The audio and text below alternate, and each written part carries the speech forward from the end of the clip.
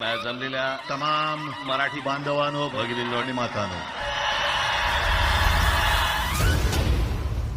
कोणत्याही वादापेक्षा आणि कुठच्याही भांडणापेक्षा महाराष्ट्र मोठा आहे. आम्ही अस्सल मराठी बोलणारे तुमच्याही पेक्षा जास्त कडवट कट्टर देशाभिमानी हिंदू आहोत. जे माननीय बाळासाहेबांना जमलं नाही, आम्हाला दोघांना एकत्र आणायचं, ते देवेंद्र फडणवीसला जमलं. आमच्या दोघांमध्ये जो काही अंतरपाठ होता तो अनाजी पंतांनी दूर केला. माझ्या मराठीकडे, माझ्या महाराष्ट्राकडे वेडावाकड्या नजरेने पाहायचं नाही कुणी.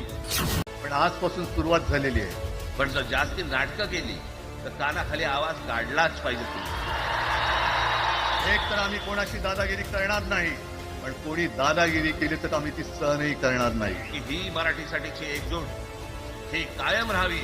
एकत्र आलोय एकत्र राहण्यासाठी. जय हिंद. जय महाराष्ट्र. जमलेल्या तमाम मराठी बांधवांनो, भगिनींनो आणि मातांनो, कोणत्याही वादापेक्षा आणि कुठच्याही भांडणापेक्षा महाराष्ट्र मोठा आहे. आम्ही अस्सल मराठी बोलणारे तुमच्याही पेक्षा जास्त कडवट कट्टर देशाभिमानी हिंदू आहोत. जे माननीय बाळासाहेबांना जमलं नाही, आम्हाला दोघांना एकत्र आणायचं, ते देवेंद्र फडणवीसला जमलं. आमच्या दोघांमध्ये जो काही अंतरपाठ होता तो अनाजी पंतांनी दूर केला. माझ्या मराठीकडे, माझ्या महाराष्ट्राकडे वेडावाकड्या नजरेने पाहायचं नाही कुणी. पण आजपासून सुरुवात झालेली आहे. पण जर जास्ती नाटकं केली तर कानाखाली आवाज काढलाच पाहिजे तुम्ही.